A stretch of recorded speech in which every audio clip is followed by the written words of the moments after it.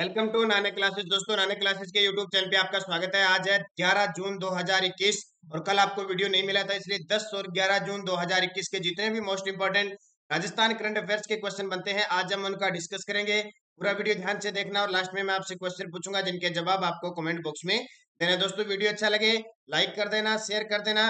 अगर आप चैनल पे नए हैं तो इसको सब्सक्राइब कर लेना और इसके पास लगे बेल आइकन के घंटे को दबा लेना। तो स्टार्ट करते हैं टुडे मोस्ट इंपोर्टेंट क्वेश्चनों की ये क्लास।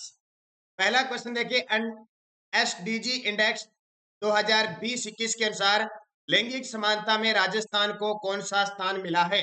एसडीजी यानी सतत विकास सूचकांक 2020-21 के अनुसार लैंगिक समानता में राजस्थान को कौन सा स्थान मिला है? 25वां स्थान मिला है। तो और जारी किसने किया? नीति आयोग के द्वारा। कल परसों मैंने आपको बताया था, नीति आयोग के द्वारा एसडीजी की ओवरऑल रैंकिंग में राजस्थान को 24वां स्थान मिला था। लेकिन अब स्पेशल लैंगिक समानता समझ सकते हो, लैंगिक यानी महिला और पुरुष के बीच समानता के मामले में, महिला और पुरुष के समानता के मामले में वो किसी कार्य के आधार पर हो सकता है, किसी स्थिति के आधार पर, किसी विकास के आधार पर, किसी के आधार पर भी लैंगिक समानता हो सकती है। उस आधार पर राजस्थान को 25वां स्थान मिला है और ये रिपोर्ट जारी की गई है नीति आयोग के द्वारा।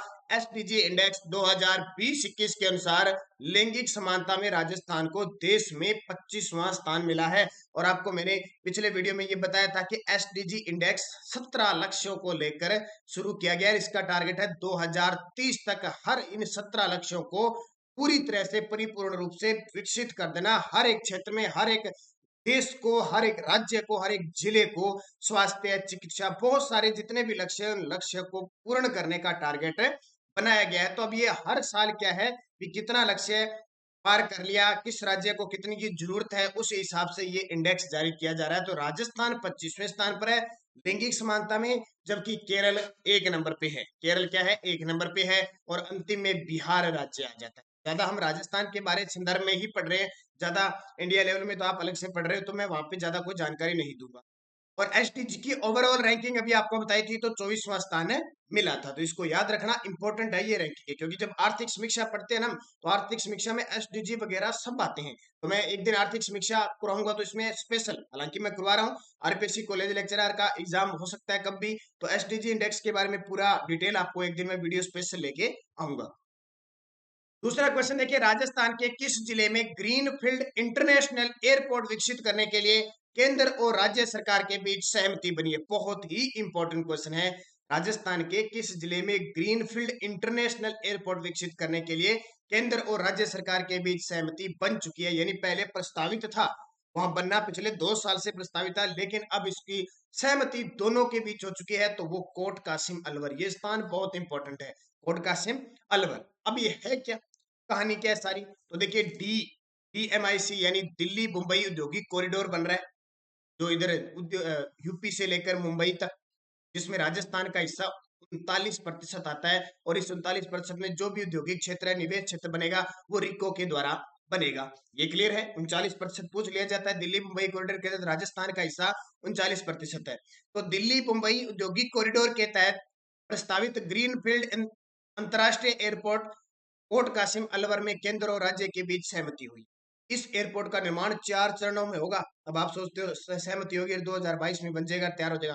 4 चरणों में इसका निर्माण होगा। प्रथम चरण चलेगा 2022 से 2027, द्वितीय चरण चलेगा 2027 से 2032, तृतीय चरण चलेगा 2032 से 2042 और चतुर्थ चरण 2042 से 2052। उसमें जिंदा रहेंगे या कहेंगे कौन सी पीढ़ी आएगी ये पता नहीं है, तब तक इसका निर्माण चलता रहेगा। ग्रीनफील्ड अंतरराष्ट्रीय एयरपोर्ट कोट कासिम अलवर, सीधा सीधा पेपर में पूछा जाएगा। और अभी हाल ही में आपको पता है, उपभोक्ता सूचकांक केंद्र, जो श्रमिक सूचकांक केंद्र है, वो भी अलवर में स्थापित किया जा चुका है। और सबसे ज्यादा जो कंपनियां अब औद्योगिक क्षेत्र में निवेश कर रही है, वो अलवर में कर रही है, जैसे खुसखेड़ा है, निमराना है, घिलोट है, और आपका ये भिवाड़ी है। इन क्षेत्रों में, क्योंकि भिवाड़ी क्षेत्र में आता है कोट कासिम, तो ये अंतरराष्ट्रीय स्तर का एयरपोर्ट होगा। जरूरी भी है इन क्षेत्रों में श्रमिकों के लिए, विदेशों की जो कंपनी आती है वहां के लिए, तो ये एक तरह का अंतरराष्ट्रीय एयरपोर्ट शुरू हो जाएगा। तो ये बहुत इंपॉर्टेंट है, नाम याद रखना, कोट कासिम अलवर में इंटरनेशनल ग्रीनफील्ड इंटरनेशनल एयरपोर्ट विकसित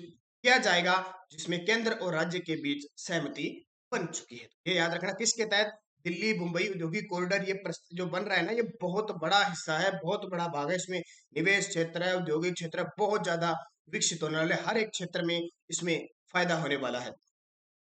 तीसरा, और पीडीएफ बता देता हूँ, हमारी चैनल नानक क्लासेस स्टडी अड्डा ग्रुप पे पीडीएफ हमारी प्राप्त हो जाती है। आप ज्वाइन कीजिए टेलीग्राम पर नानक क्लासेस स्टडी अड्डा ग्रुप, वीडियो के डिस्क्रिप्शन में भी लिंक है, और वहां से लिंक पीडीएफ और इस वीडियो की क्विज भी आपको प्राप्त हो जाती है, तो वो जरूर ज्वाइन करें। राजस्थान का पहला नगर निगम जो कोरोना दिवंगत की स्मृति में उद्यान बनाया जाएगा, राजस्थान के किस नगर निगम में, यानी पहला नगर निगम हो जाएगा जो कोरोना दिवंगत यानी जिनकी कोरोना से मृत्यु हुई है उनकी स्मृति में उद्यान बनाया जाएगा, एक वाटिका का निर्माण किया जाएगा, तो वो है भरतपुर नगर निगम। कहाँ पे? भरतपुर नगर निगम के अंदर कोरोना दिवंगत की स्मृति में क्या बनाया जाएगा? उद्यान बनाया जाएगा। ये राजस्थान का पहला नगर निगम हो जाएगा। और नगर निगम की बात आती है तो राजस्थान के अंदर नगर निगम है कितने? 10 नगर निगम है। ये ध्यान रखना, पहले कितने थे? 7 थे, कंफ्यूज मत होना। पहले कितने थे? 7 थे, अब 10 हो गए। अब 7 कौन कौन से थे? जो 7 संभाग थे वही 7 नगर निगम थे, लेकिन जयपुर, जोधपुर और कोटा 3 नगर निगमों में 2-2 हो चुके हैं। 3 नगर निगम में 2-2 हो चुके हैं, ये याद रखना। अब भरतपुर की बात आई है तो थोड़ी सी भरतपुर की भी बात है, हम कर लेते हैं। ये देखिए भरतपुर जिला, और ये भरतपुर जिले की आकृति देखो गिलहरी के समान है। किसके समान? गिलहरी के समान है। इसकी सीमा देखो हरियाणा से लग रही है और इधर उत्तर प्रदेश से लग रही है। ठीक है, हरियाणा और उत्तर प्रदेश से लग रही है। भरतपुर संभाग 4 जून 2005 को बना था, राजस्थान का सबसे नवीनतम संभाग है। और जब भी भरतपुर की बात आती है तो यहाँ पे ये जाट रियासत मानी जाती है। और महाराजा सूरजमल ने 1733 ईस्वी में इस भरतपुर शहर को बसाया था। किसने? सूरजमल जाट ने। और सूरसेन जनपद के अंदर आता था ये। किसमें? सूरसेन जनपद के अंदर आता था। ये इंपॉर्टेंट है, आपके लिए पूछा जा सकता है पेपर में। इसके अलावा क्या खासियत है? अलवर के बाद राजस्थान का दूसरा जिला जो एनसीआर में शामिल है, यानी राष्ट्रीय राजधानी क्षेत्र में शामिल होने वाला दूसरा जिला है। अब बात आती है कि यहाँ की एक चीज है मोती झील। क्यों प्रसिद्ध है? मोती झील को भरतपुर की लाइफ लाइन कहते हैं। मोती झील को भरतपुर की लाइफ लाइन कहते हैं।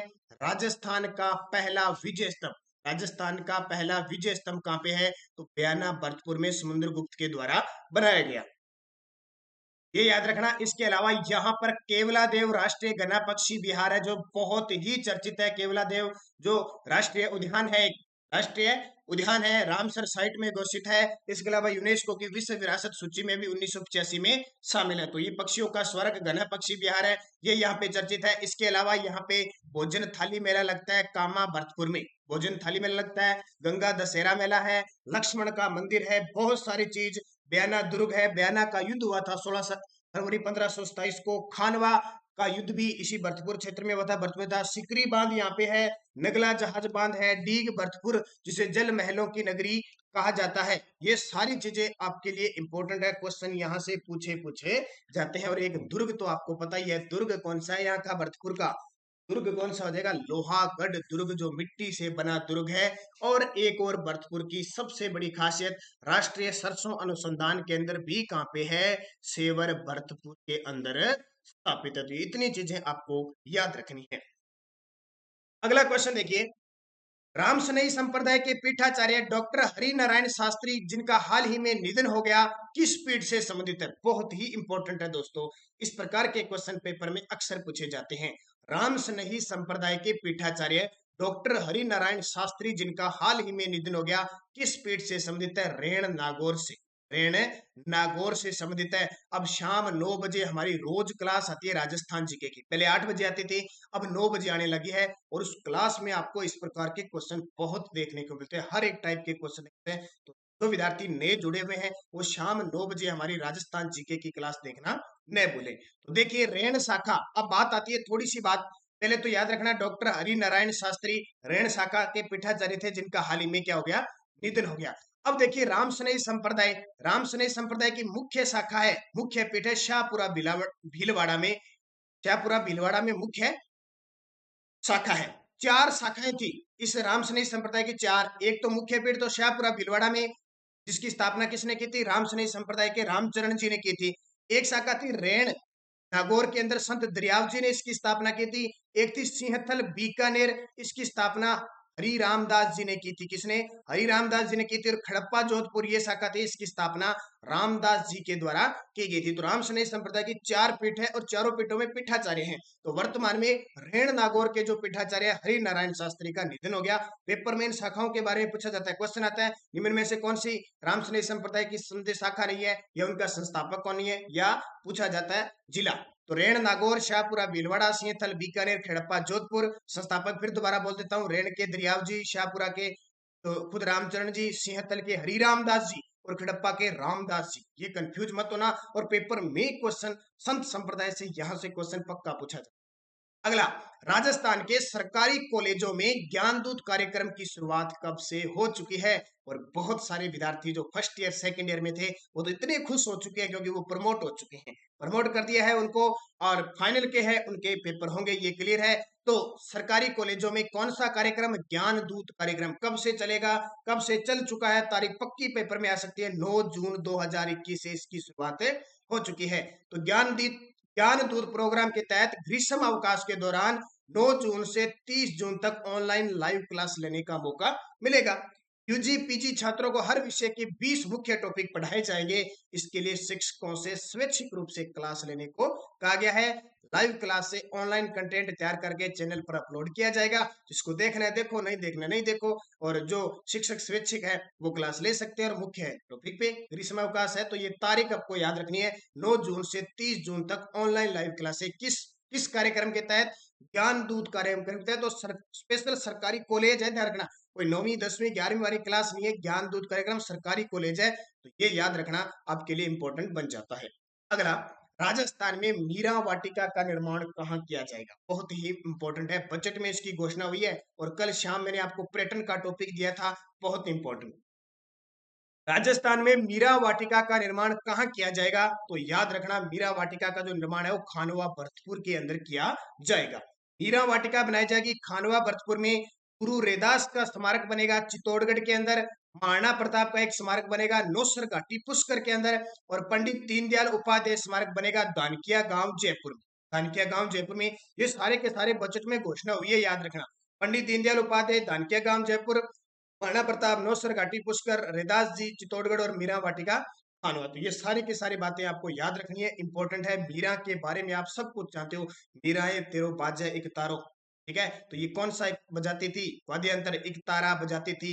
इनका जन्म राठौड़ वंश में 1498 में हुआ था, कुड़की मेड़ता के अंदर। आपको पता है मीरा के दादा दादू दादू पिता रतन सिंह, पति भोजराज, इनका अंतिम समय द्वारिका गुजरात में बीता था। और सारी चीजें आपको हर एक रोज एक पार्ट में आपको बताई जाती है। मीरा जिन्होंने पदावली लिखी थी, दास दासी संप्रदाय चलाया था, बहुत सारी बातें आ जाती है मीरा के बारे में। तो जीके में हम अक्सर चर्चा करते हैं। अगला, राजस्थान में नई खनिज नीति लागू की जाएगी। इसका प्रारूप तैयार करने के लिए बनाई गई कमेटी के अध्यक्ष कौन होंगे? बहुत इंपॉर्टेंट है। राजस्थान में नई खनिज नीति लागू की जाएगी, इसका प्रारूप तैयार करने के लिए बनाई गई कमेटी के अध्यक्ष होंगे एम.एन. कोठारी। कौन होंगे? एम.एन. कोठारी।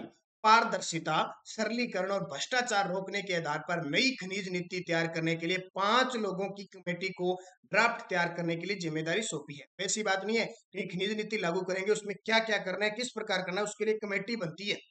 क्या सुझाव दिए जाते हैं, क्या होता है, सीधी थोड़ी है खनिज नीति 2021 लागू की जाए। उसमें कुछ प्रारूप होते हैं, कुछ एजेंडे रखे जाते हैं, उस प्रकार से नीति लाई जाती है। तो जिसके अध्यक्ष होंगे खनिज विभाग के अतिरिक्त निदेशक उदयपुर के ए यानी एम.एन. कोठारी होंगे। याद रखना, इंपॉर्टेंट है। और आपको पता है कि खनन विभाग का मुख्यालय हमारे उदयपुर के अंदर है। सबसे बड़ी बात, राजस्थान की अगर हम खनिज नीति ये देखिए, आर्थिक समीक्षा 2020-21 के अनुसार राजस्थान में 81 प्रकार के खनिज है, जिनमें से 57 प्रकार के खनिजों का दोहन हो रहा है। और राजस्थान को खनिजों का अजायब घर कहते हैं। यानी राजस्थान में खाने तो बहुत है, लेकिन इतनी गुणवत्ता नहीं है और उतना उत्पादन नहीं किया जा रहा है, खनन नहीं किया जा रहा है, इसलिए पिछड़ा हुआ है राजस्थान। लेकिन खनिज बहुत निकलते हैं, ये मैंने आपको बहुत बार बता दिया। तो ये आपके लिए इंपॉर्टेंट है। एक दिन हम स्पेशल खनिज का टॉपिक भी लेके आएंगे शाम 9 बजे की क्लास में, तो जल्द ही लेके आएंगे। एक बार एक दो टॉपिक चल रहे हैं, उसके बारे में हम बाद में चर्चा करेंगे। अब पिछले वीडियो का क्वेश्चन क्या था? राजस्थान में नहर से पानी चोरी रोकने हेतु पहला पुलिस थाना किस जिले में बनाया गया है? तो इसका उत्तर हो जाएगा नौहर हनुमानगढ़ के अंदर बनाया गया है। और सभी विद्यार्थियों का अच्छा जवाब था, अच्छे तरीके से उन्होंने जवाब दिया, तो उन सभी को हार्दिक शुभकामनाएं। और एक क्वेश्चन राजस्थान, अब आपके लिए क्वेश्चन फॉर यू, राज्य के पहले अत्याधुनिक हाईटेक पुलिस थाने का लोकार्पण कहाँ हुआ? श्री गंगानगर, जोधपुर, जालोर, बीकानेर। लगातार आपको देखो पुलिस विभाग से आज क्वेश्चन मिलते जा रहे हैं, तो शानदार तरीके से इसका जुमला। अब यस्टरडे डॉज क्या थी? हाथीमना नृत्य का संबंध किस जनजाति से है? तो भील जनजाति से है। हाथीमना, नेजा, ये सारे भील के हैं। इक्की आंदोलन किसने चलाया था? मोतीलाल तेजावत ने 1921 में चलाया था, मातृकुंडिया चित्तौड़गढ़ से। इंदिरा गांधी नहर की कुल लंबाई कितनी है? 649 किलोमीटर। और इंदिरा गांधी का पूरा वीडियो दे चुका हूं, शायद अब आपके कोई कंफ्यूजिंग नहीं होगी, और पूरा वीडियो आपने देखा है और अगर दोबारा उसको पढ़ा है तो शायद ही आप कोई क्वेश्चन गलत कर पाओगे। राजस्थान एकीकरण के तीसरे चरण के प्रधानमंत्री कौन थे? माणिक्यलाल वर्मा थे। विश्व पर्यटन दिवस कब मनाया जाता है? 27 सितंबर को। और जैसलमेर प्रजामंडल के संस्थापक कौन थे? मीठालाल व्यास, इन्होंने 1945 में की थी। अब आपके लिए नेक्स्ट डोज है, कोटा में 1857 की क्रांति कब हुई?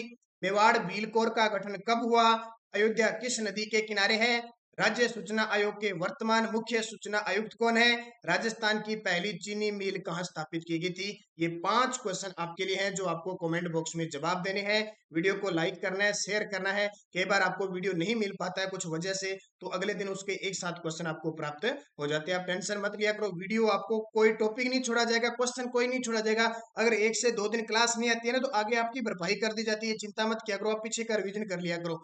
दोस्तों वीडियो को लाइक करना, शेयर करना, अगर आप चैनल पे नए हैं तो सब्सक्राइब करना। धन्यवाद। जय हिंद, जय भारत।